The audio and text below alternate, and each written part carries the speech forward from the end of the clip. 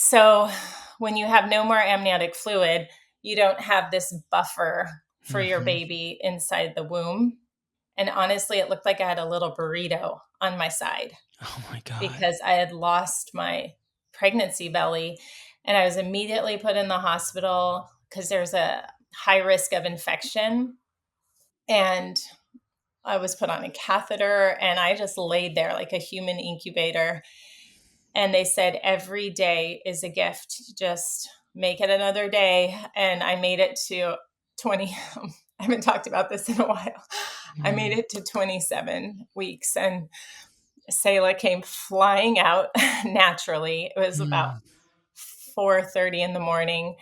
And ironically, Bruce didn't stay in the hospital with me every night because they kind of encouraged him just to go home. It was really close by and get a good night's sleep. But this one night, it was a Friday night, I asked him to stay so we could watch a movie. And I mhm, was so anxious through this whole hospital experience because every little pain I'd get, I'd think, oh, this is it.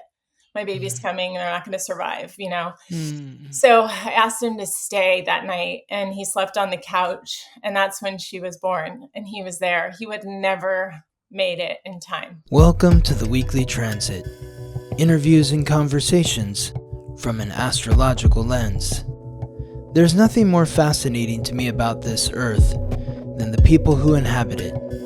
My mission is to create deep, vulnerable, and open conversations that invite our unique guests to share the arc of their ever-evolving journey through life, in the hope that their stories inspire and resonate with you, our listeners. I'm your host, Scott Tajarian. Welcome to the Weekly Transit. I am here with my guest today is a meteorologist and my friend, Crystal Egger. Crystal is someone I've known for, like 25, 30 years or so, probably 30 years. Crystal's married to my good college friend, Bruce, and they started dating when we were roommates and I was in their wedding. And Crystal is an amazing woman, very successful in her work. She has been on an anchor on the Weather Channel, on NBC LA, and a bunch of other news affiliates, and now has her own business. And we're going to talk about that and a lot of other stuff. So thanks for being here, Crystal. Scott, thanks for having me. You have such a pivotal role in my life, in the early stages of meeting Bruce. And really, that's one of the best things that ever happened to me. And just having you involved in all that, just you hold a special place in my heart. Oh, wow. Thank you, Crystal. I really appreciate that. I remember when the two of you met. I remember exactly where I was. I was standing with Bruce. We were standing in the driveway of our fraternity house and we were having a party there. And I don't know, Bruce said something to me about like, look at all these beautiful girls here, and no guys are talking to them. Like here's two right here. Let's go talk to them. And you it was you and your friend, and we walked up and talked to you, and then that was it. You guys have.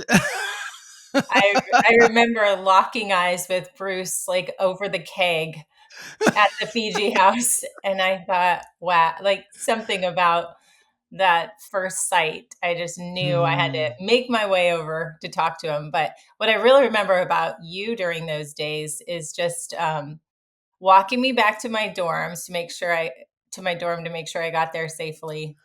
And sometimes that was at night, sometimes in the mornings, when Bruce Huh. was off to work, you would Huh. walk me all the way back. And I just thought that was so generous of you. And we would have long talks. And I had recently lost my dad just a couple months before. And I probably broke down and shared quite a bit with you during that vulnerable time.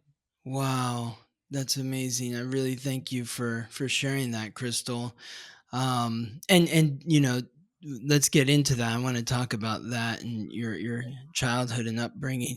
Before I do, though, I just want to let the audience know your primal triad, which Oh, the primal triad is the most recognizable trait of your personality. The sun is your identity, the moon is your emotions, and the ascendant or rising sign is your outer shell, your personality. So, Crystal is a Leo sun and moon and a Capricorn rising. So, your sun is in a position of power because it's in the sign that it rules, Leo. So, you have this natural shine about you. It's like this glow, and so, yeah, it was an honor for me to walk you back to the dorms and get to know you. And I love Bruce so much. He's such a good, like, just such a good soul. And so I was just so happy for him to find you and to get to know you on those walks and learn about you. I was just happy for the two of you, really. thank you. Yeah, Yes. it's interesting because it was such a emotional time for me having lost my dad, and I was trying to break off from a really unhealthy toxic relationship that I had been in long term, like just Mm. as I met Bruce. And I often feel it was like this divine intervention in some way that my dad said, no, you are not going this route, and put Mm. someone right in front of me that I really needed to live this journey that I'm still on today, with a Wow. solid support right by my side. So do you attribute like your father's death to shifting that energy where it helped get you out of the toxic relationship? Mm. Yeah, I think there's a lot of things that happened that pushed me to that point. But after he passed, I didn't really know how to grieve, at the time. And honestly, I dove right into the college party scene. You were a big part of that. Just being at the Fiji house, right? Yeah, yeah. And I think I just wanted to not feel. So I Mm, just buried all my emotions, and just college in general is a scary time, right? Like mm, leaving home and starting something new. Um, and I remember eventually I got to a point where I was having panic attacks in the dorms when I not on the dorms in the lecture halls. I'd be sitting there listening to a professor, and I would just have to get up and run out of the room. I, felt like everything was closing in on me. I couldn't breathe. Luckily, we lived in a beautiful place, and I would like pace the cliffs, just looking at the ocean, trying to calm down. And that all drove me into counseling. So I went to the Student Health Center and had an amazing counselor.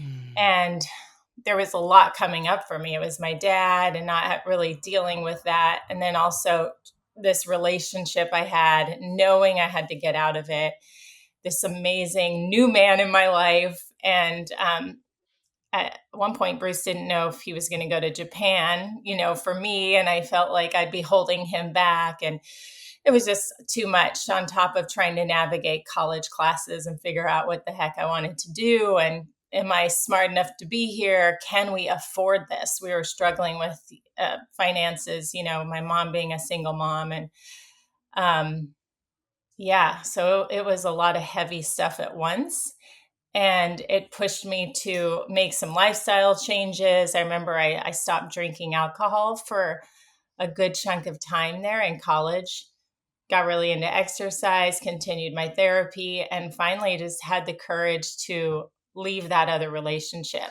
mm, And Bruce went on to Japan, which was such a blessing. Gave How me so? time to heal myself, and grow up a little bit in college. And then we reconnected. And you know Yeah. that story because I think you gave me his parents' address so I could Yeah. get back in touch with him. Another pivotal Scott moment. I It knocked on the was. PG house, like, I hope someone's here that I know. I hope someone Yeah. still lives in this house. No, I remember it very vividly because I had been in a really kind of bad car accident the day that you showed up. Because like you and Bruce had separated. Yeah. He'd gone to Japan to teach English, and he was there for a couple of years. And so you were, when the two of you met, you were a freshman, or you were Yeah, a it freshman? was like Yeah. the first week of Right. my freshman year, and Yeah. he had already graduated. He was in No, well, he was probably a senior, no? Or what, he he was in graduated? he had a final semester Oh, wow. that he was finishing up. He had Yeah. just So it's graduated. like a fifth year senior, like one more semester, and Yeah. that was it. Yeah. So I think Um, it was like your junior year, maybe, that you came back to the house. It was like a couple of years later. I was in this it car was accident where I was like sitting in the middle seat of this car. In the back seat, I was with four other friends. So there was five of us, and I was sitting in the middle of the back seat. And we were driving to the movies, and we were turning left into like the movie theater parking lot in Goleta. And I remember as my friend was turning left, I was in my mind, I was like, what are you doing?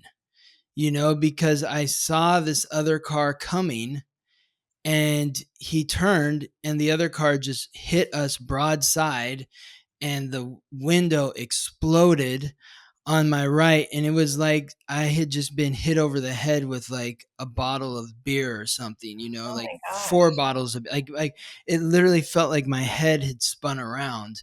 I mean, I stumbled out of the car, and like I didn't know like which way was up. I clearly had a concussion.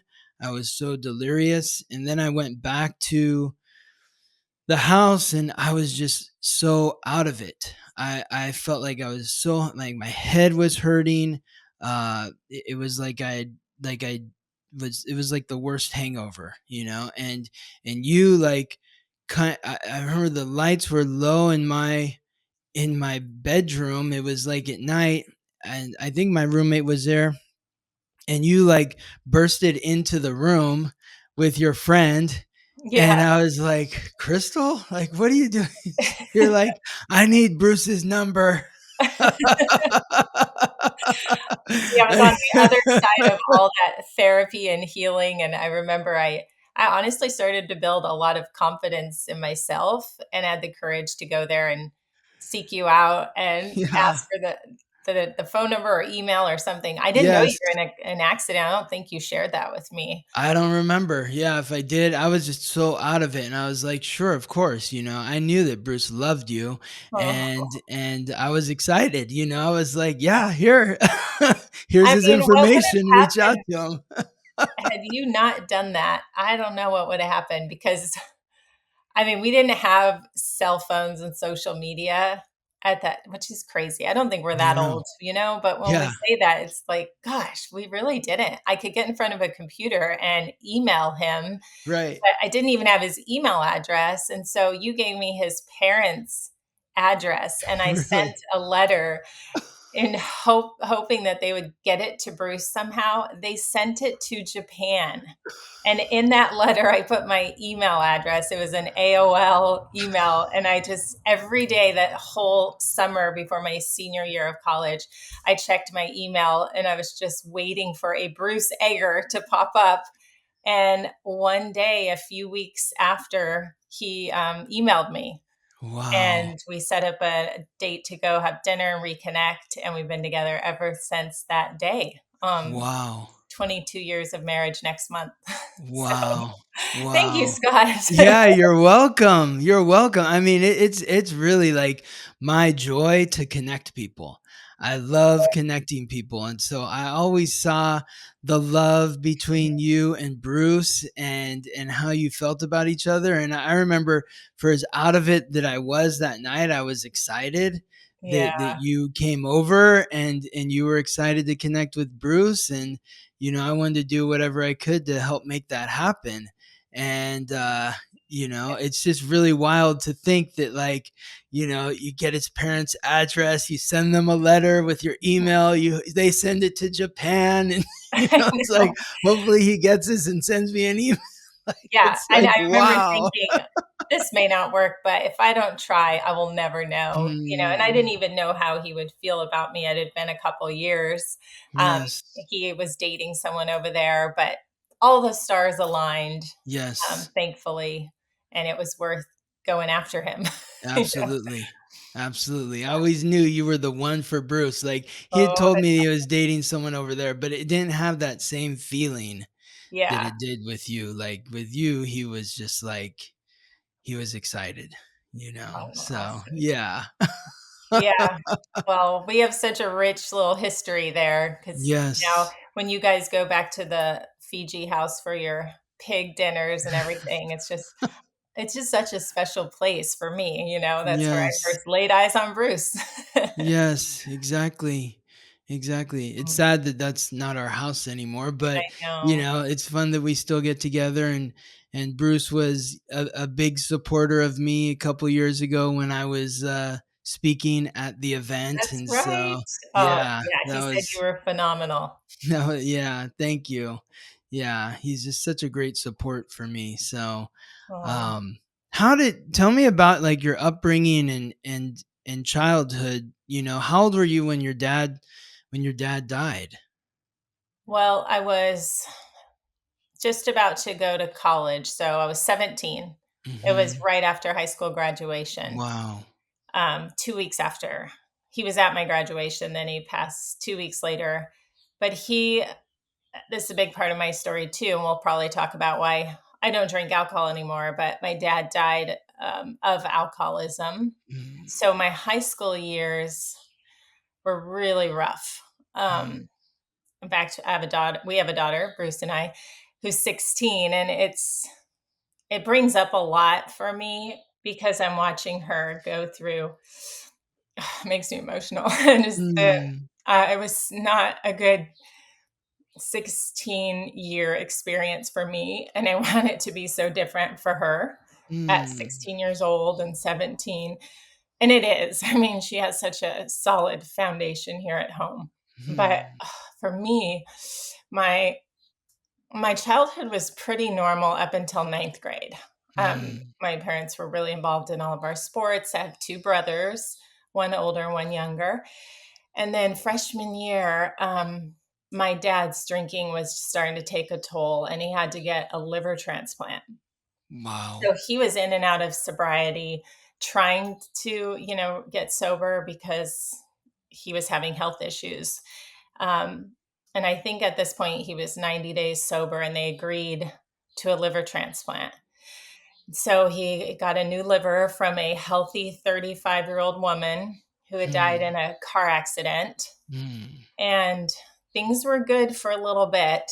And then he went back to drinking. So mm, my older brother at the time was going through his own troubles, and him and my dad had a falling out. They didn't talk for a long time, and I think it just really ate at my dad. But he went back to drinking. My mom ended up divorcing him, I think my sophomore year of high school. oh, And wow. everything at home just was falling apart during those Hmm. years. So then my dad ends up in an apartment down the street, and I had my parents decided on 50-50 custody with me.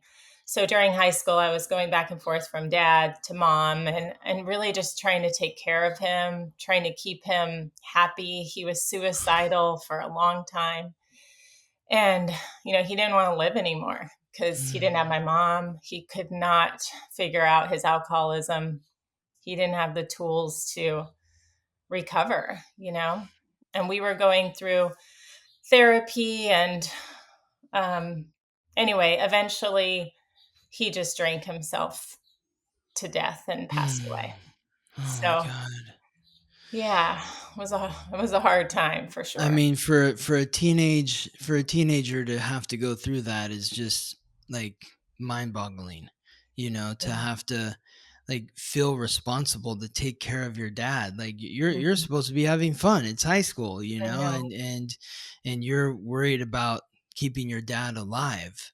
Yeah. But when you look at your astrological code, you were born with Chiron in the fourth house, and Chiron is the wound and the ancient wisdom which is unlocked through healing that wound. So the fourth house is the house of home, which represents your roots, your childhood, your upbringing, your ancestry. So you have a wound to your upbringing. your childhood, your family dynamic, but you also have ancient wisdom, which is Mhm. unlocked through healing that wound. And it's through healing the Mhm. wound, as you've worked to do, that has helped unlock that ancient wisdom so that your daughters can have a different experience than what you had growing up. And Yeah, I know. I really believe that I can, what's the phrase I'm looking for? Just stop the cycle, that was mhm, going on. My dad had his own childhood issues, with of his course. parents. And as I dig deeper and learn about what he went through and what his parents dealt with, there was so many generations of trauma. And my girls get to see a whole different way of being, and especially without addiction. That's a big driver behind me not drinking, because I come from a family of heavy drinkers. Mm, And any family gathering, there's a lot of drinking, and they see shots at 11 a.m. you know and now yeah. they get to see me and Bruce is over 2 years sober, Hmm. showing up without any alcohol and still having a great time. Yes. Yeah. It's beautiful. I really love that.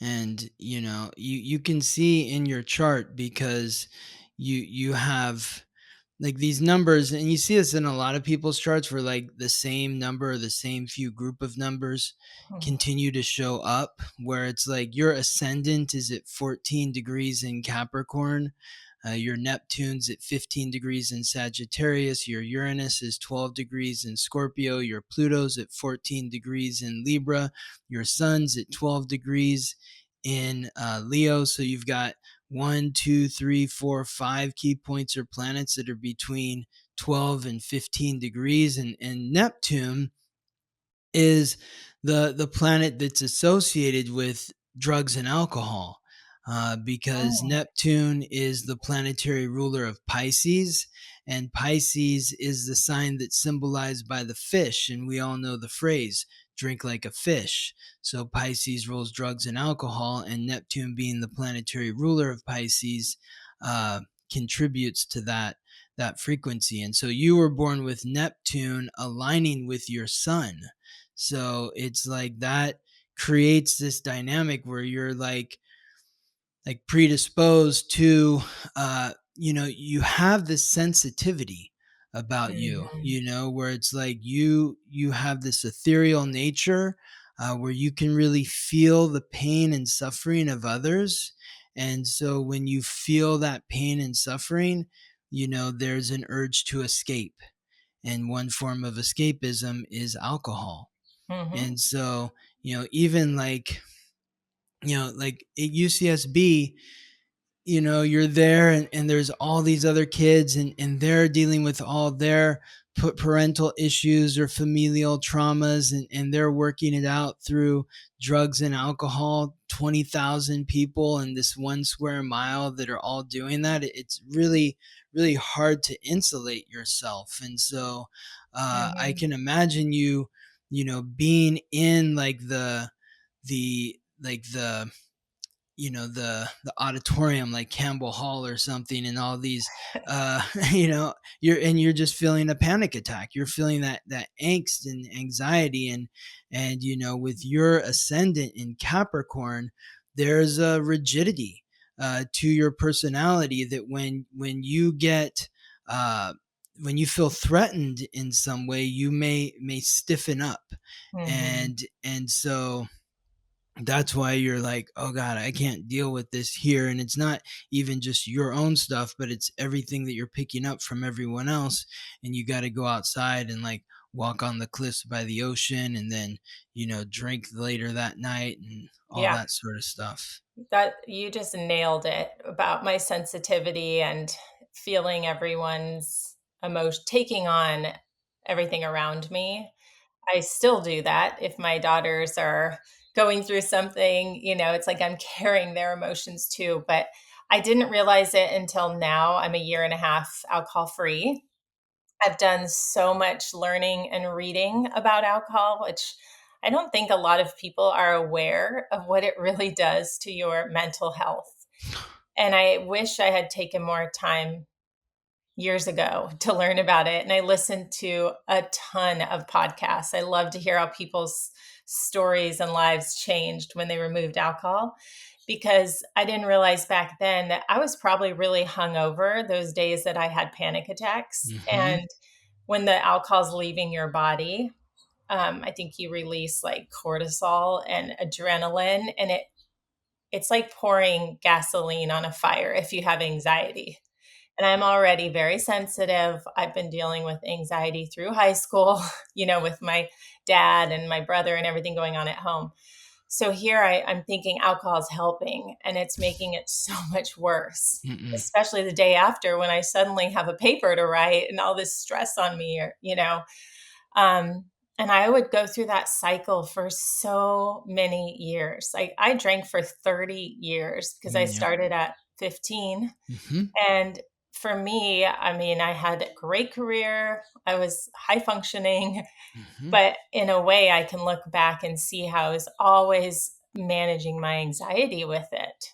I mean, sure, there were the fun times, but there was also just the stressful times where I needed alcohol just to get through it. Mm-hmm. Selah's birth, for example, which we can probably talk about later. But there are Yes. these times in my life where I know I was drinking way more than I needed to just to survive. Yes.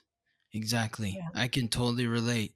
And I've been having those same thoughts myself where it's like, I feel like I'm done with alcohol. Like maybe I'll have a glass of wine here or there, like for a special occasion, but I haven't had a beer and I don't even know how long. It's been years. And I don't really like drinking hard alcohol either. And it's just like kind of pointless. I'm like, I drank for 30 years, Yeah. like I You had a don't great need career. exactly, and I'll look back and say, I had fun and there were a lot of good times, but like it's like I was just talking with Bruce yesterday when we were on our hike and Yeah. he is just like, yeah, we've just, it's just not fun anymore. We've outgrown it. It's because I'm like, I want to live a long, healthy life, and like drinking alcohol doesn't improve your chances for that. Yeah. So Well, that's the other thing I started learning about is just the carcinogen that's in ethanol, which is alcohol. hmm And all for women especially, how much it increases breast cancer risk. And I thought, okay, well, there's another reason not to drink. But yes. for me, I always tell people, because they always ask me, are you ever going to drink again? Or, what about a special celebration? And for me, none is easier than some. If hmm I open the door and have some, yeah. chances are I'm not going to drink one glass of wine like hmm you, because I don't hmm have a history of doing that. So yeah. my body needs more to reach this level of fuzziness or whatever that I want to get to, right? Or this level of dopamine hit. I don't know. hmm And also, then it's like, well, like for example, we're going to Bruce's other friend's, birthday boat party this Saturday. mm. Do I drink there? Do I drink on the date night? Do I drink at my niece's graduation? Then I'm There's just always a always reason. drinking, There's always a reason. There's I'm always, always yes. drinking. And then I It's might have a really shitty day or something really bad happens, and I'll have wine at home in the kitchen or something. So I can't open exactly. that door, because for me, then it's just a part of my life again. Exactly. And so much has improved by just not having it in my life. Yes, exactly. You're just Yeah, so much clearer and grounded and present. present. And Mhm. I think about myself at UCSB, and I was telling Bruce yesterday, like I remember specifically being in my room that you knew at the fraternity house, Yeah. and I was sitting there on the couch, and it was like one of the last days of finals, and I just felt like this wave, like because so many people had finished finals, and like you just feel the energy of everyone's like drinking and partying, and Yes. I just felt this urge to like want to drink, Yeah. even though I had finals coming up still, because of all that energy being pressed. And now that I recognize that I'm very empathic, I know how to regulate myself without needing to use alcohol to be a buffer.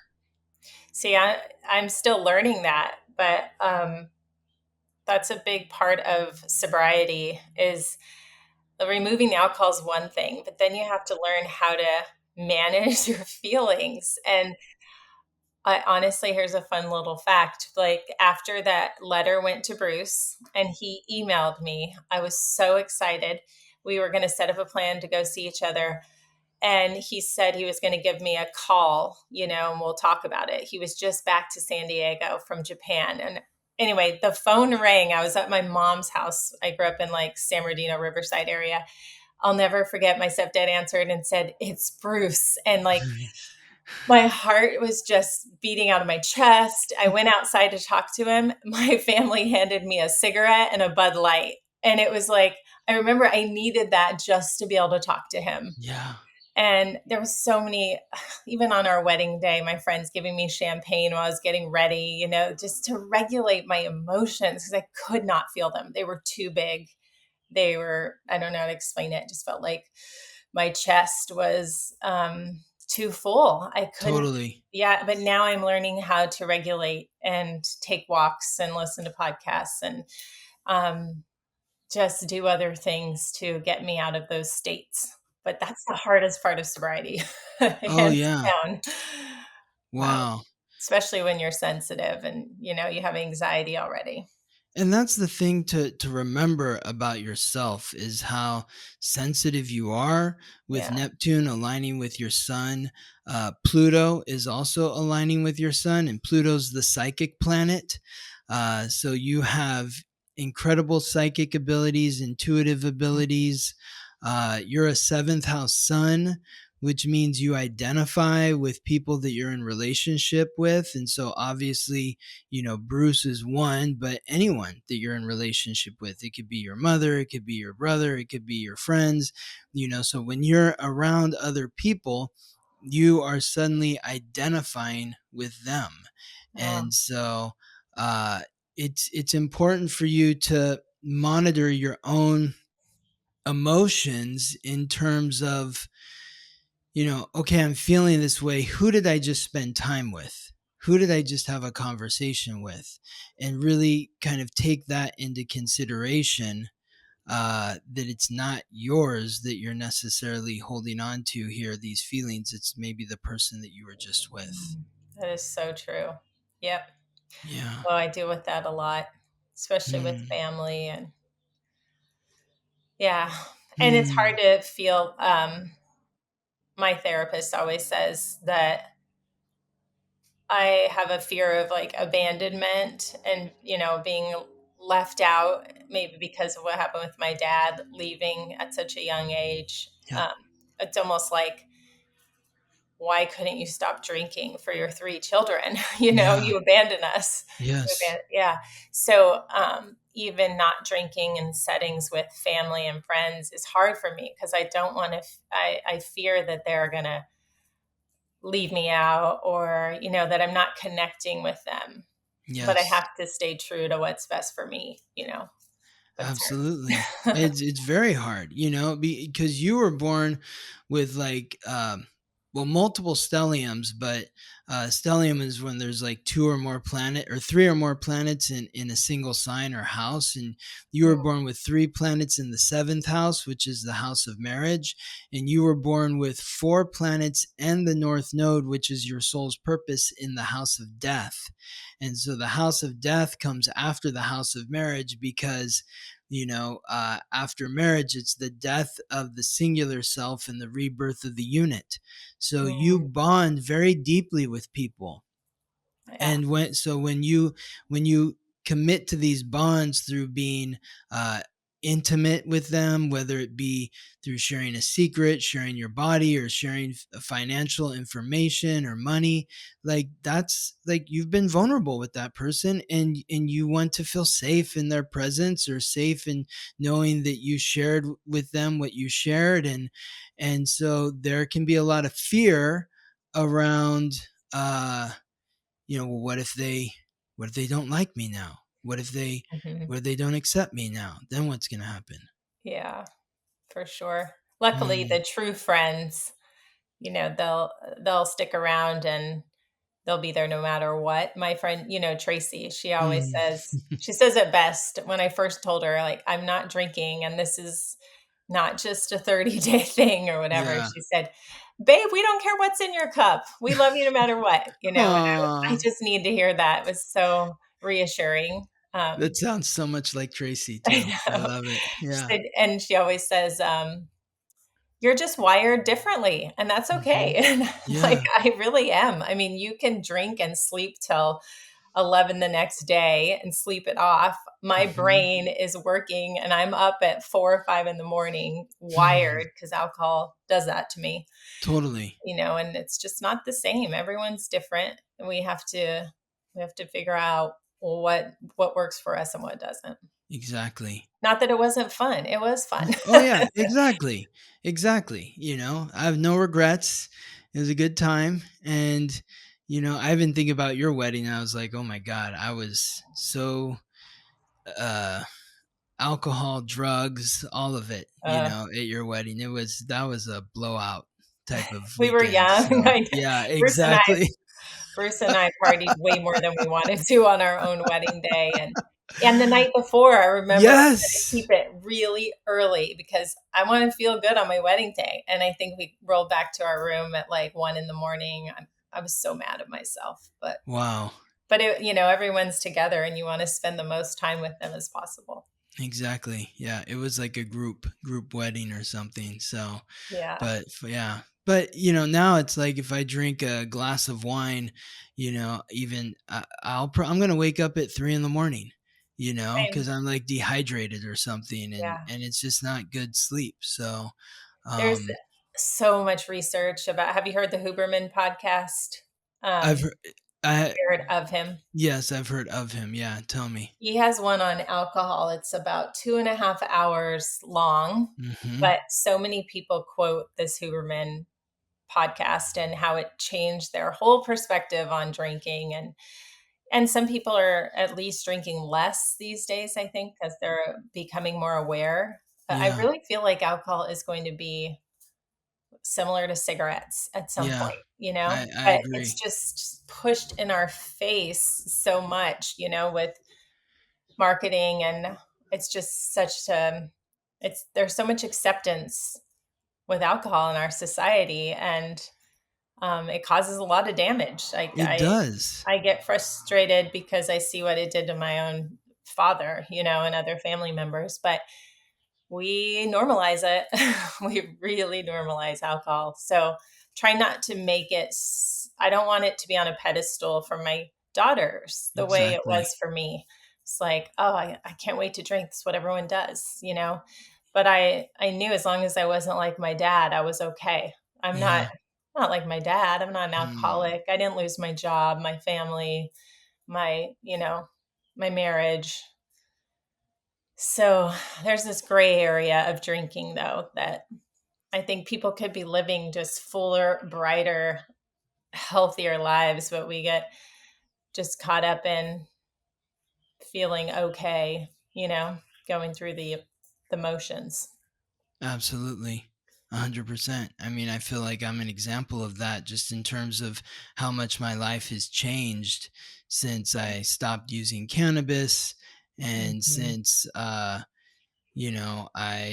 really stopped using alcohol too. Yeah. It's like I used to get off of work and have, a few beers every night, Mhm. and or smoke weed every night. And now that I'm not doing that, it's like I'm so much more successful. It's like Yeah. I changed my life and I'm doing what I love to do. And I'm so grateful for this experience. But I think that, like what you said, how like alcohol is just so normalized and celebrated in our society, but there's also this, it does feel like it's going the way of cigarettes where uh it feels like alcohol has become more desperate Mhm. because like I remember when we were kids or younger, like they didn't advertise hard alcohol on TV, and now they do.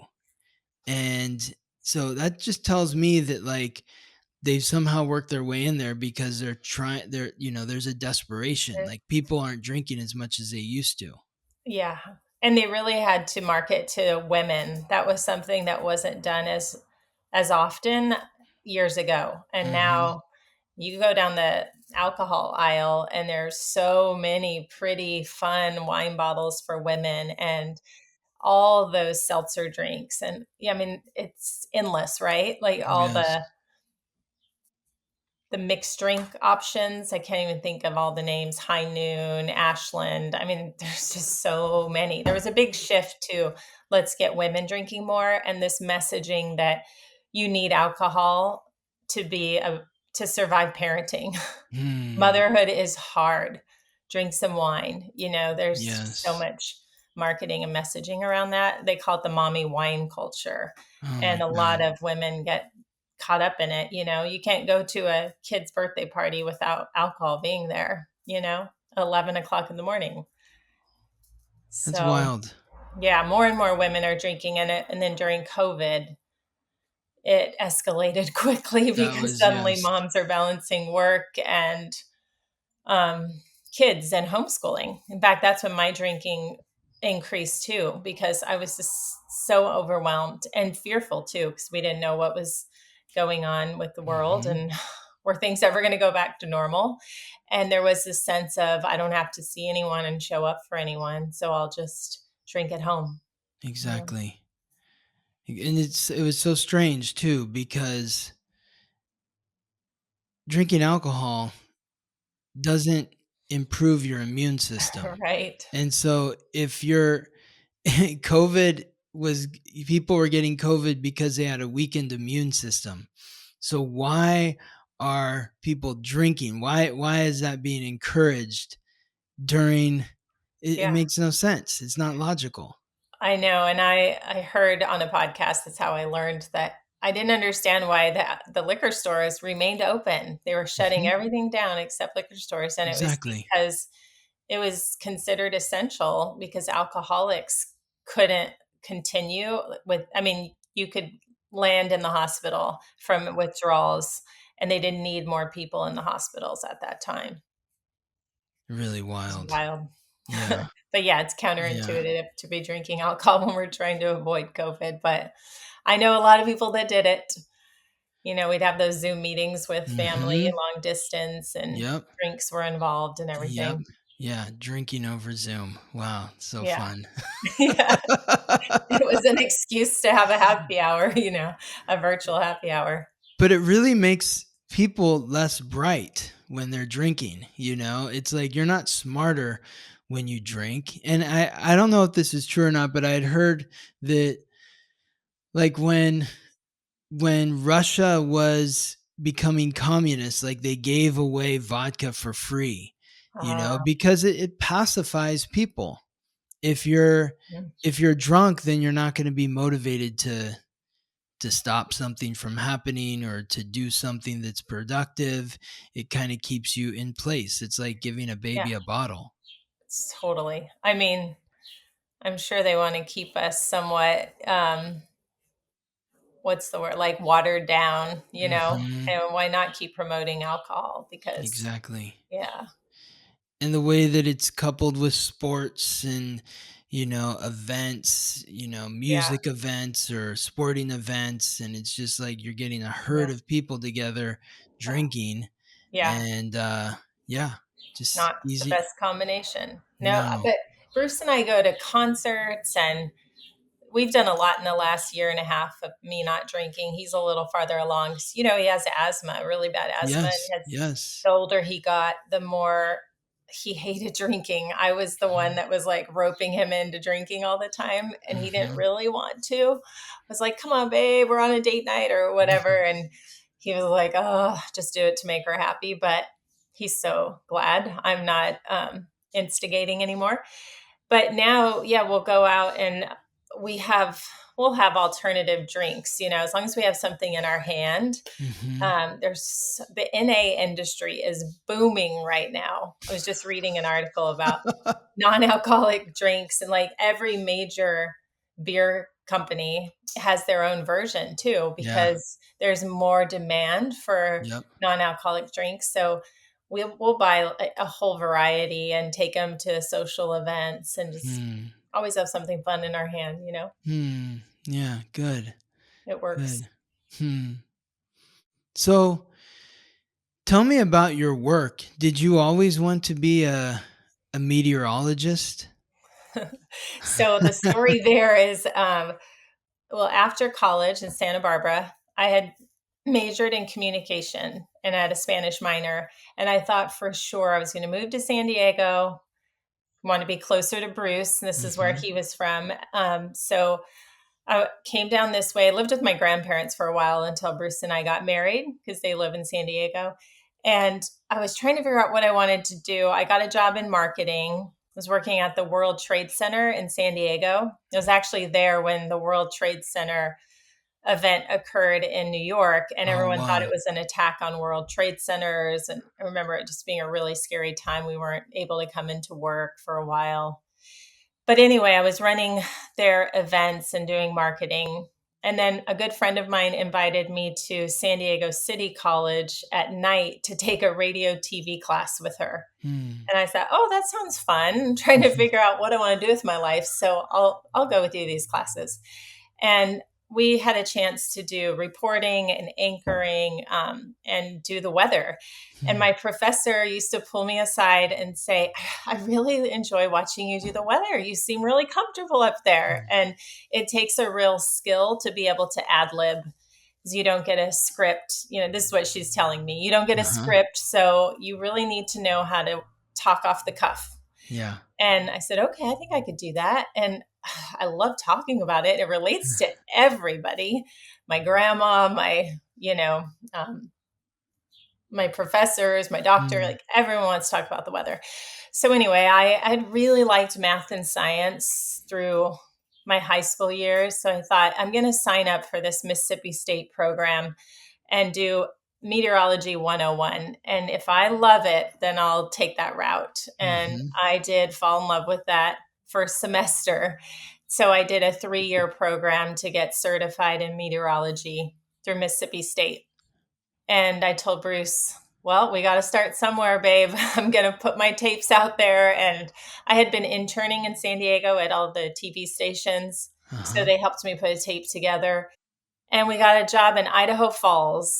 And so, God bless Bruce. He said, all right, babe, let's go. We had never been to Idaho Falls, and we packed up the Explorer, and it was a year and 8 months that I was there. It was such an amazing experience. I was just learning on the job how to do the weather, and we had a lot of weather there. I felt like I Yeah. had to get out of Southern California if I really wanted Hmm. to be a meteorologist, and Yeah. a credible one. So yeah, we went there. It was kind of like grad school because everyone's really young. They know that they're Hmm. going to move out of that small market. It was market number 164. Hmm. So Los Angeles is number two.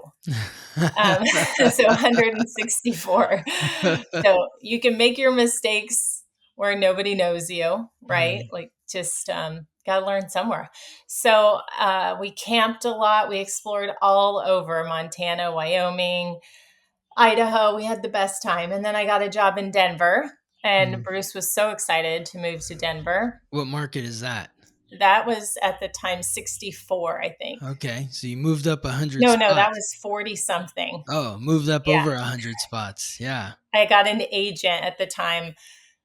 One of the guys I worked with in Idaho said, why don't you talk to my agent? And then I Mm, quickly realized that having an agent was really helpful because they know the news directors in all the markets, and they're able mhm, to get you in front of them. So yeah, we lived in Denver for 4 years. And that's where Selah was born. And my whole life mm. kind of turned upside down for a while. Yeah, what was that like? Oh, so I was 30 at the time. your first pregnancy is so exciting. We couldn't wait. We felt like we had traveled and really had our time together, just the two of us, before Mm-hmm. deciding to raise a family. And I was on a morning show called Good Day Colorado. So I got up at 1:45 in the morning. The whole stretch I was there. Wow. And for the first year, I was the meteorologist in the field reporting. So that means I'd be at a ski resort opening, or I'd be up in the helicopter once a week doing reports from there based on the weather. I would be in the freak snowstorm, 75-mile-per-hour winds in Golden, Colorado. Wherever the weather was, I had to be there, like whipping around, telling you the story from the elements. Anyway, that was really rough. But the last 3 years, I moved into the studio as the weather anchor. But during this time, I was waking up really early and just hustling. I was so into my career and making sure that I held that spot Hmm. and that I would move on to a bigger place afterwards. But 5 months in, I started having problems with my pregnancy, a lot of pain that wasn't normal. Hmm. And I ended up on hospital bed rest really early on. My amniotic fluid completely, leaked out at 24 weeks. So when you have no more amniotic fluid, you don't have this buffer for your Mm-hmm. baby inside the womb. And honestly, it looked like I had a little burrito on my side Oh my God. because I had lost my pregnancy belly, and I was immediately put in the hospital because there's a high risk of infection. And I was put on a catheter, and I just laid there like a human incubator. And they said every day is a gift. Just make it another day. And I made it to 20. I haven't talked about this in a while. I made Mm. it to 27 weeks, and Selah came flying out naturally. It was about Mm. 4:30 in the morning. And ironically, Bruce didn't stay in the hospital with me every night because they kind of encouraged him just to go home. It was really close by and get a good night's sleep. But this one night, it was a Friday night, I asked him to stay so we could watch a movie. And I Mm-hmm. was so anxious through this whole hospital experience because every little pain I'd get, I'd think, oh, this is it. My baby's coming. They're not going to survive. Mm. So I asked him to stay that night, and he slept on the couch. And that's when she was born. And he was there. He would never made it in time Wow. because it happened so fast. They just wheeled us down to the operating room. It was like 3 flights down the elevator, Mm. put on scrubs for Bruce. And then she came flying out, and she was 1 pound, 14 ounces. Oh my God. So we didn't know if she was alive because you don't hear anything. It's Mm-hmm. terrifying. Oh And my then God. there's no baby cries or anything like that. Yes. So they quickly had this whole team in there, and they took her away to the NICU, the neonatal intensive care unit. And she would spend 100 days like just growing and surviving in an incubator. Wow. And then she spent a year on oxygen after that. Wow. So it was a very scary time. And my Oh, drinking ramped up a little bit then because I just had so much fear and I couldn't process all of it. wow, Crystal. What you Yeah. went through is unbelievable. Do you think that like waking up at 1 in the morning and that wild schedule had something to do with the challenges of your first pregnancy, or what do you think that was Yeah. from? I mean, the doctors aren't sure, but what happened, they think, is that my placenta pulled away from the uterus just Mm-hmm. barely. But what's really ironic is my morning show had me participate in a pregnant mom exercise workout thingy called Mm-hmm. Hot Mamas. They thought this would be great for the morning show. You're pregnant, you're fit. Let's have you do this workout with them, and we'll broadcast it live. And I remember doing these sit ups on an exercise ball and like squatting around this block. They were filming us outside. And it didn't feel right because Scott, Mm. I wasn't doing anything like that in my pregnancy. Bruce and I were just taking these long walks around the local park. And I think something from that workout triggered that Hmm. placenta to pull away from my uterus. Oh Because my within a God. couple days, I was bleeding and it wasn't normal. I had nothing like that until that week. Oh my God. So I'll never know for sure, but in hindsight, that experience shaped me to who I am today. How And so? I look at every trial in my life with a different lens now, right? Mm. It's like even when I'm going through something with Selah that's difficult, she's 16 now Mm. and she's Wow. amazing. So I'll just look at her and go, "Oh, this is nothing. We're Mm. gonna get through this." And she proved she was such a fighter too. And Hmm. all the things that were supposed to go wrong with her did Mm. not. I mean, she defied all the odds that were against her. So, So when she was on oxygen for a year, that was at home, and you just had her yeah. like, how did that work? Like she's wearing an So, oxygen mask or something? she had the tubes in her Tubes. nose. Okay. We kind of lived in a bubble that first year. It was really frustrating because I was still under contract with Fox. That was the morning show. And I couldn't get out of my contract. And the doctors would tell me if you lived in San Diego or somewhere, she wouldn't be struggling as much to breathe, but you're at a Mm. mile high, Oh my God. you're in Yeah. Denver. So she's Yeah. going to have to be on oxygen. Yeah. So we had a tank set next to her crib. And at Hmm. night, she had it in her nose. And then during the day, we had a portable tank. So if we ever went out to eat or something, we had to take it with us.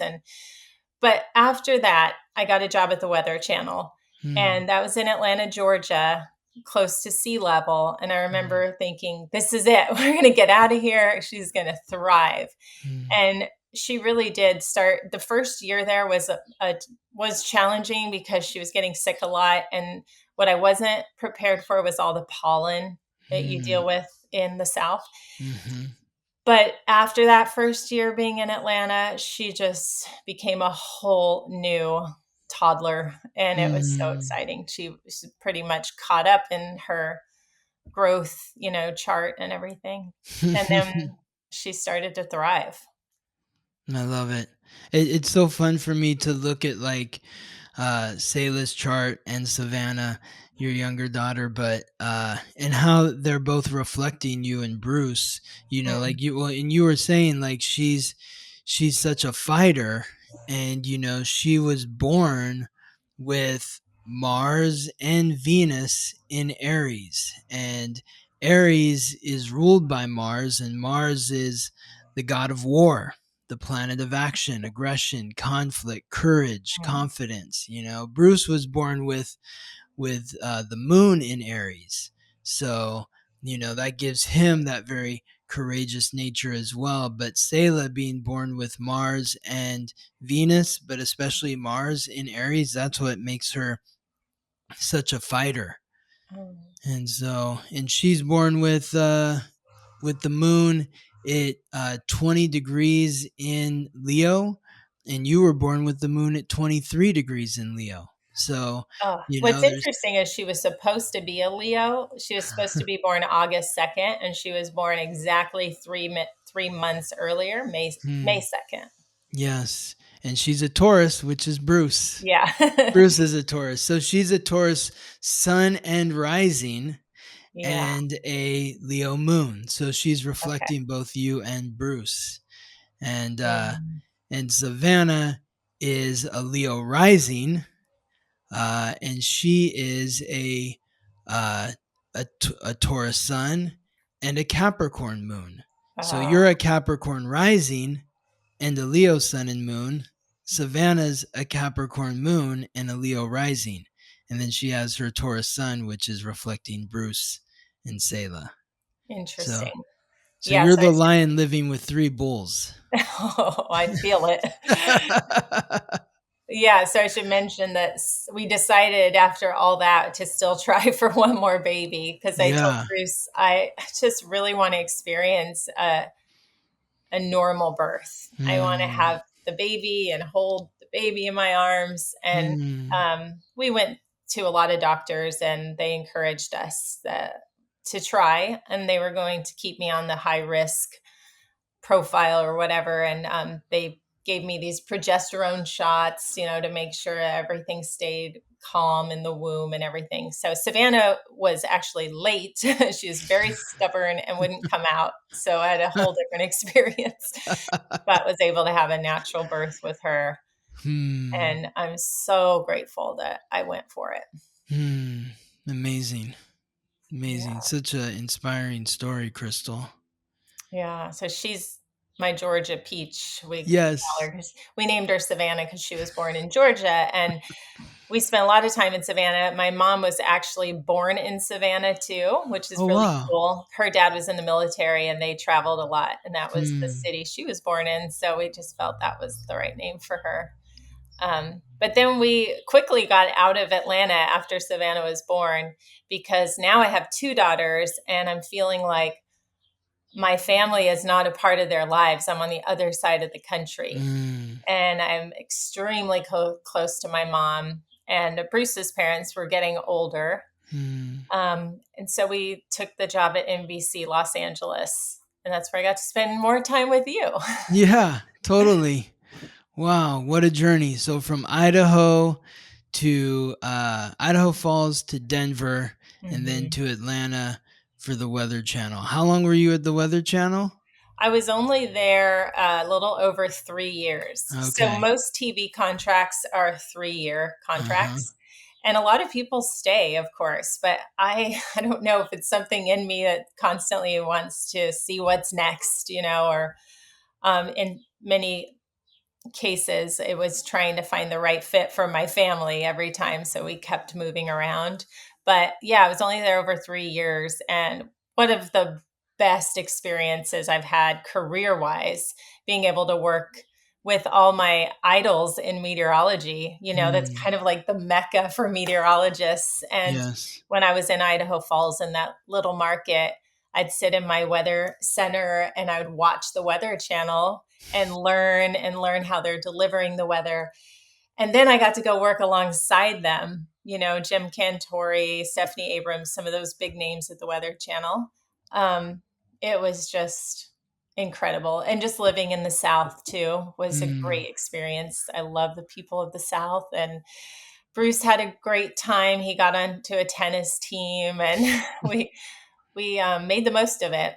It was hard to say goodbye for sure. I Yes. felt like if there was a weather channel on the West Coast, I'd probably still be there now, but Right. they're located in Atlanta, unfortunately. And so you chose your family basically over your career Yeah. and yeah, but you landed at NBC4, which is the number 2 market, Yeah. and so you worked there for how many years were you there? I was there 4 years. Okay. Yeah. So that was also a really neat experience because that's my hometown market. So where Mhm. I grew up and went to high school and everything, they're able to watch me give the weather, and I Yeah. got to really get involved in the community and do a lot of events in my hometown, which is Mm. Grand Terrace. So that was a special time. Selah was a March of Dimes ambassador, so Mm. I would go around and do these huge events for the March of Dimes. Sometimes over 20,000 people would be at these walks, and I would Wow. share her story on the stage as part of NBC.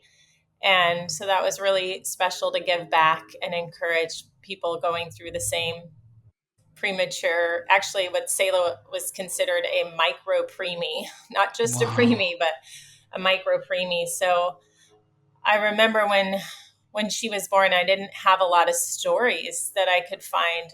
We didn't have Instagram, but being able to see the outcome of Selah, I hope encouraged a lot of other families. So Totally. that was Totally. a Because pivotal time. so can you for those who don't know, like what is the March of Dimes? Yeah, March of Dimes is an organization that provides awareness for, I think it's specifically prematurity. Hmm. They have a March for Babies event, or babies Hmm. with challenges and illnesses and premature birth. So Hmm. Well, yeah, she's a shining example yeah, of what a 1 pound baby can turn into. I So, know. It's like they told us that she would struggle, intellectually, and she hasn't. She's just as tall as can be, Like I yeah, always pick. I didn't know what she was going to turn out like. I didn't right. know if she would look like a preemie, but Yeah. she really, she just caught right up. I don't think anybody who would see Sayla would think like, oh yeah, she was a premature child or anything like that. Like No, she's a normal kid, you yeah, know? So she's driving. She has a boyfriend. She's causing us all kinds of stress. although Bruce said she didn't pass her driver's I license know. just yet. It actually, Scott, it was the blessing. That's what he Maybe told you said. that too, but she needs Yeah. more practice. So, Yeah, like, I exactly. was secretly, my mama heart was happy because I wasn't ready for her to be on the road.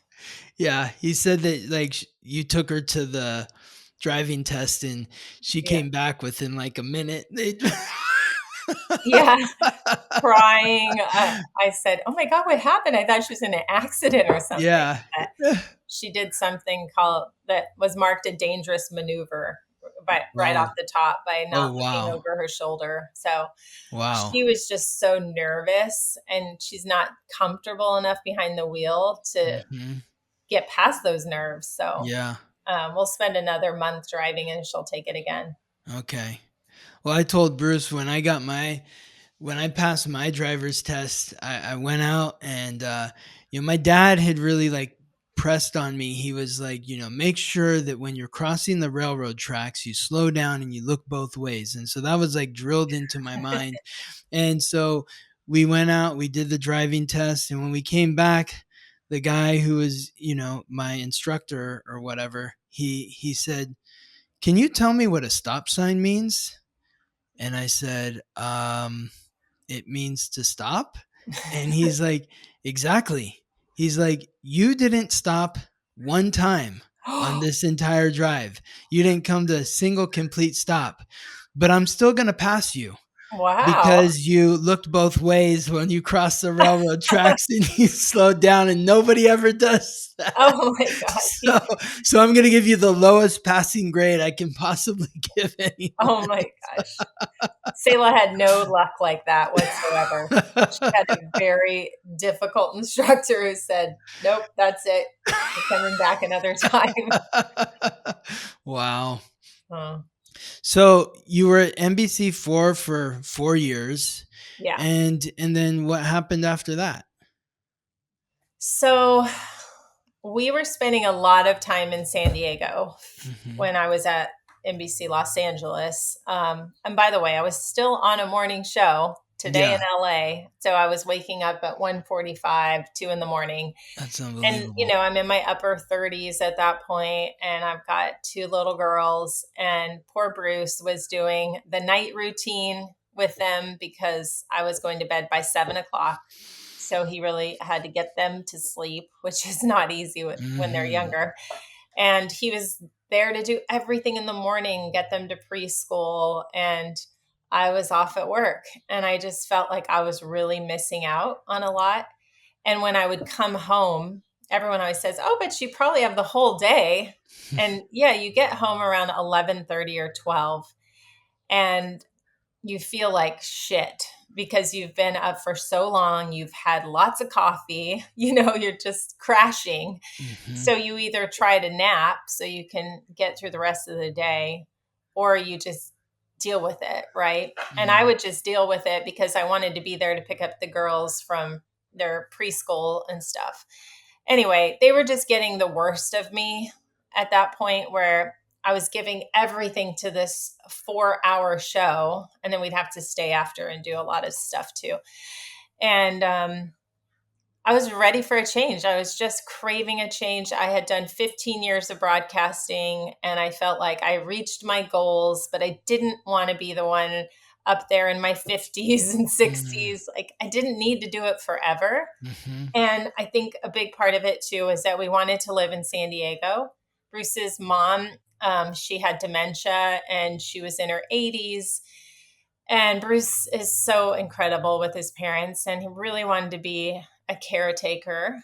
And I could see how important it was to have her with the girls as much as possible. And mhm. my own mom. Everyone's in San Diego, which is so great. And we were tired of the traffic and the commute back and forth. And I said, well, I don't know if I want to work at NBC San Diego because then it's the same hours, it's the same grind for a Mhm, fraction of the price. I mhm. mean, a fraction of the salary. Yes. And it feels like you're going backwards, when you'd gone all the way to the Weather Channel and even working in LA and working in news was hard because I didn't want to hear that messaging anymore. I know I'm the meteorologist, but doing the weather in LA is not very exciting. Mm, Having come from the Weather Channel where I've got something to talk about every day, yeah. tornadoes, hurricanes, snowstorms, it was so exciting.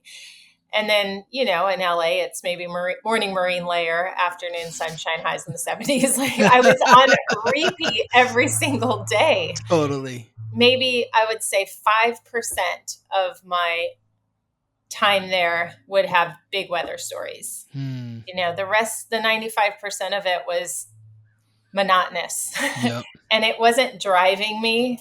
It was honestly quite boring. And then I'd have to hear all of the horrible news stories on repeat Mm, all morning. And I remember other moms telling me, "Oh, we'd love to watch you, but we just can't turn it on. We don't want yeah. our kids to see that." And I'm like, "Oh, I get it." Yeah. And I didn't really want to be a part of that anymore. At the Weather Channel, it was just weather. It was Mhm, different. Like I said, I would have worked at the Weather Channel over here any day because I love talking about that. But anyway, so I decided just to take a huge leap of faith and get out of broadcasting altogether, knowing that I could go back. mm, If I really didn't figure something else out, I'd mhm. go back and work at San Diego or work in San Diego or figure something out, freelance, I don't know. Yeah. And Bruce said, "Okay, babe, you've got some time, but eventually you got to get back to work." But it was so exciting because I had such a tough schedule for all those years. And then we get to move to San Diego, find a home where we want our girls to go to elementary, junior high, high school, and, Mm, settle into this great community. And I didn't even have a job, just kind of living this vacation life for a while. And then I was contacted by a guy who works at a large technology company. They're an international technology company. And he said, "I'm looking for a weather and climate advisor. Is that something you would consider?" And I thought, yeah, I've never worked on weather outside of the US, but I can figure it out. And he mhm. said, "Well, why don't we start with the US and Southeast Asia? Because those are our most vulnerable markets." So I worked for a year for him as a weather and climate advisor, just notifying them of severe weather that would impact their operations. And then In terms of, like, shipping and that kinda stuff, is that what for this, it was shipping and just the locations in general. They Mm, had lost a facility just completely due to Hurricane Maria in San Juan. hmm, Anyway, so they were looking for just someone to guide them, and also I did a lot of research on where to invest in future locations based on the climate. And eventually, my really good friend from the Weather Channel, she was one of my producers there. She's a brilliant meteorologist, and I said, "Hey, I think we can do this for businesses. There's something hmm, here that they're not going to get from the Weather Channel or the National Weather Service. We can do asset monitoring. We can locate their assets and all of this." So we started our company Monarch 7 years ago, wow. and we're still going and growing. and we work in a number of sectors, including a lot of work is done in insurance. We work with real estate, construction, agriculture, supply chain management. So I get to do that from the comfort of my San Diego home with a laptop, and I wake up at about 5:30 in the morning, Wow. which Yeah. is So great. you're sleeping in. Yeah, I'm totally sleeping in. so so when you're just like looking at the weather and where it's happening it in the different areas where your clients' assets are, to give them insight into what exactly? How are you Yeah. helping them? So we have built this platform. We have a very talented team now of meteorologists who also do. They build tools. Their specialties are in GIS and AI and machine learning. And so we have a platform called Monarch View, and every layer of weather data is in this platform. And then we have all of their locations in the platform as well, so we can Hmm. trigger alerts for them.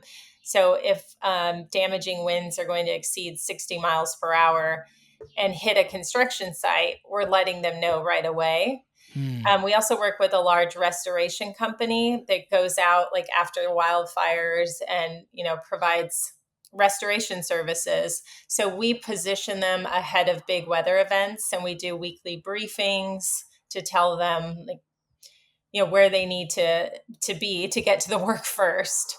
We do flood modeling, um, precision flood modeling, so we can take them to a certain street so they could target those homes. Hmm.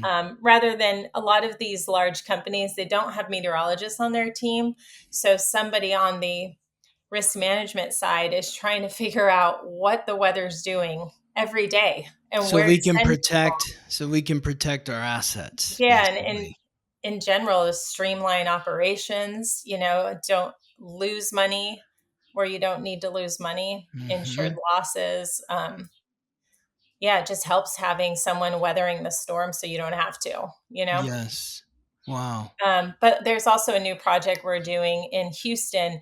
We created a lake level model so we can help them with strategic releases to avoid flooding this massive lake that's used for recreation. There's homes along the lake.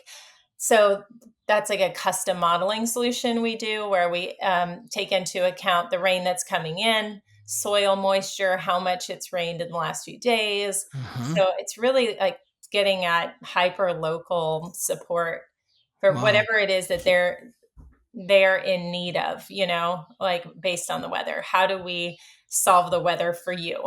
Hmm. They're not going to watch the National Weather Service and figure out if the lake's going to flood. So we created a custom model to do that for them, Wow. if that makes any sense. Yeah, yeah, it totally does. It sounds like what you're doing is very specific for the clients that you have. Hmm. You can hear that a storm's maybe coming in, but like what are you supposed to do about it? Like Yeah. you're showing like what's going to happen if the storm comes in and how you can mediate that in a manner that's going to protect your property. Yeah, and your people, if it's construction, Mm, a lot of companies, because of our changing climate and the fact that we're dealing with a lot of extreme weather events more mm, frequently, a lot of companies are getting insurance benefits by working with a weather company. If you're working with someone like us, Monarch, in the private sector, you'll get an insurance write-off mm. because that shows that you're being proactive in this climate with risk mitigation and everything. Wow. So it's an Yeah. investment for them in that Hmm. manner as well. How did you come up with the name Monarch? What does that signify? Yeah. So it's a hat tip to the butterfly effect, the chaos theory. Mhm. Um, if a butterfly flaps its wings in China, it will somehow influence the weather pattern over here. Yes. The idea that everything is working in motion, everything's related. And Mm. we're a woman owned company. So my partner, Katherine, is the co founder with me. And we just thought Monarch, was a great name for a female business. I love it. Yeah. I love it. It's been really fun. There's so much opportunity that I wasn't getting in TV anymore. You Mm-hmm. know, TV is actually going the other direction because Mm-hmm. people have a million ways to get their weather. And Yep. everything's available on our phones, right? So people Yes. aren't watching the news the way they used to. And so the advertising dollars are going down. Mm-hmm. And that means salaries are not competitive anymore. Yes. There's not a lot of room for growth in TV. And Right. I was never going to have the schedule that works for my family. Exactly.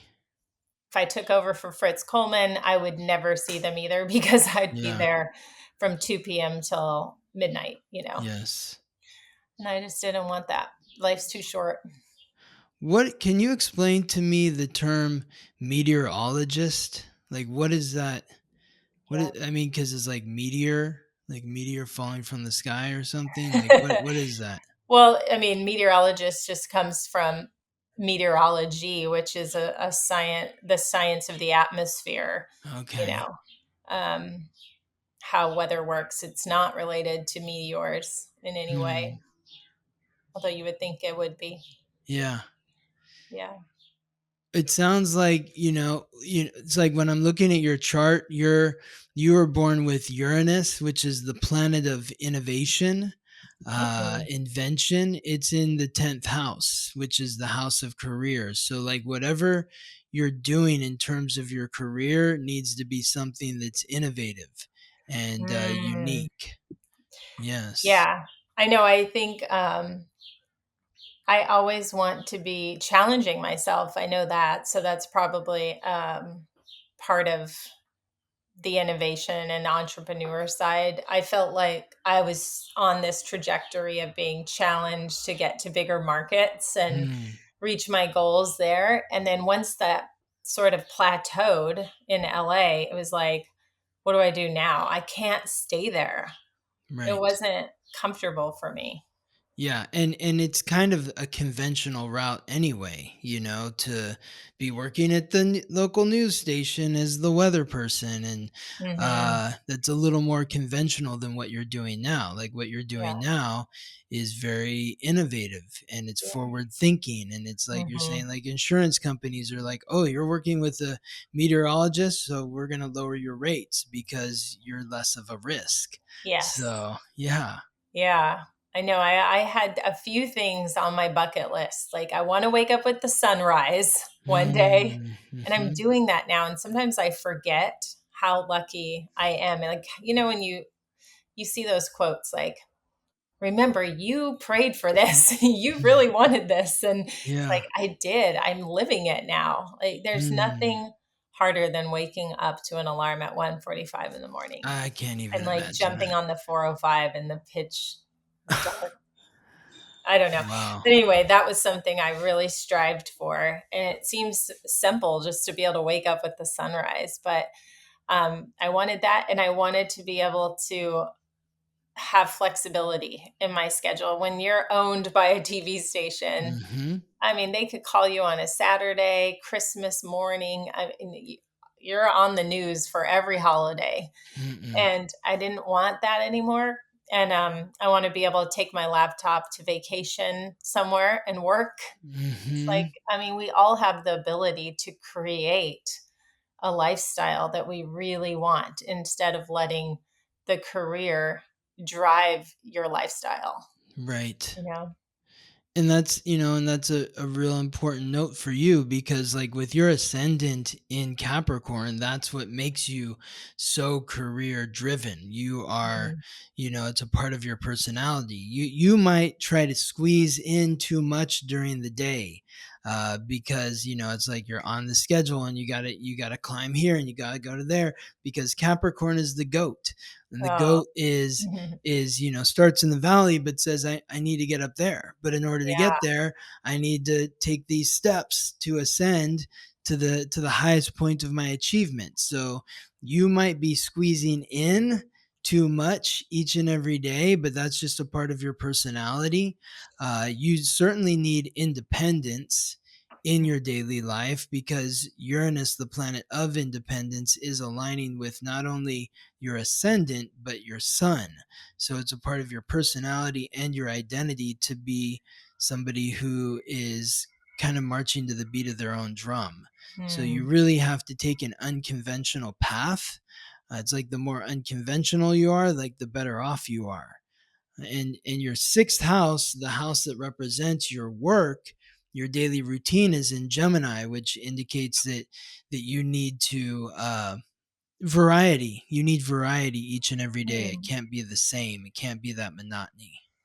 That makes sense. I need to Hmm. be my own boss. I think I can't handle being under somebody else for so long. Yes. Yes. It makes sense. Yeah. Also because like Saturn, the planet of authority, is aligning with your midheaven, and the midheaven is the highest point in the sky. And you're pointing up, that's the midheaven. And so your midheaven is aligning with Saturn, the authority, and Saturn, the authority, rules the midheaven. So that's indicating that you will feel like you have achieved something or accomplished something when you are in charge Yes. and you are the boss. Another thing, somebody pointed, I was on this podcast about aligning with your highest self. And you had mentioned earlier that I have this natural shine, in my chart or whatever. I felt like alcohol, for one, was dimming like this natural light for me, this that we all have, but it was dimming my light. Yes, And I wasn't achieving as much as I really could until I stepped exactly. out of that. And then also someone pointed out that LA, and you may know more about this, but LA is like a symbol of fire, like the Hmm. big city and all that goes on there. It's a symbol of Hmm. fire, and San Diego is water. Hmm. I don't know where they find this info, but Yeah. I honestly didn't feel like Bruce and I aligned with LA the way we do with San Diego. Hmm. And in the sense that our lifestyle is better here. This is Yeah. what we're craving. Bruce is, well, he was raised in Southern, Bruce is San Diego. he is He, San Diego. he he's Mr. San Diego. I So mean, he was struggling in LA. That wasn't yeah. his vibe. No, exactly. And yeah, we're craving to get down here. Yeah, no, it made so much sense. Uh, well, San Diego was established on July 16th, 1769, and on July 16th, the sun is in Cancer, and Cancer Okay. is cardinal water. It's Oh, maybe yes, that's where it comes from. and it's symbolized by the crab, and the crab is a symbol of the beach, because Mm-hmm. the crab lives by the beach. Yeah. uh, la is an Aries city. Let me see, let me just double check. I think I have it in here. Los Angeles. Yeah, yeah, so that's the difference. So San Diego is Cancer, Hmm. and which is cardinal water, and LA is Aries, which is cardinal fire. There So you go. yes, Cardinal Fire. Well, yes. there's so much that happens in LA. Obviously, it's like the mecca for the big events and news Hmm. stories and Hollywood and everything. Yes, exactly. So you're in a softer, more Yeah. more in Cancer is the sign that represents the family. It represents the home. It's ruled by the moon. And Mm. whereas Aries is ruled by Mars, the god of war. So just Oh, action and a lot action. of things happening there. Yeah. Some Yes. people love that, Yeah, and and they that want to be works. a part of all that excitement. All But the action, all the excitement, yeah, exactly. But yeah, so it's really interesting. hmm. Yeah. So But now we just navigate life down here and raising hmm. kids and Well, all. and look exactly, and looking at your North Node, your soul's purpose, it's in Virgo, conjunct with Venus, which is the planet of relationships, the goddess of love and beauty. They're both in the eighth house, and so like your soul's purpose is to really just focus on the mundane functions of daily life and what that Mm, means in terms of being a wife, being in relationship with other people, being intimate with others. You want to make sure that you're surrounding yourself with people that are lifting you up mhm. rather than draining you because of that sensitivity. Like, you really want to protect your energy and make sure that you are staying grounded in a healthy diet, healthy daily routines. The Yeah. more that you're in those frequencies, if you're taking care of your health, your diet, if you're living a daily routine where you're surrounding yourself with other people that are lifting you up rather than draining you, that's when you're going to feel you're going to feel the flow of life. That's when it Mhm. feels like the road to life is opening up wide for you. Yeah. I agree. I really love routine. I had an opportunity to go back to the Weather Channel at one point and be more of a freelancer where I would just Hmm. travel around the country and cover weather for them. And I thought I would be miserable doing that, Hmm. you know?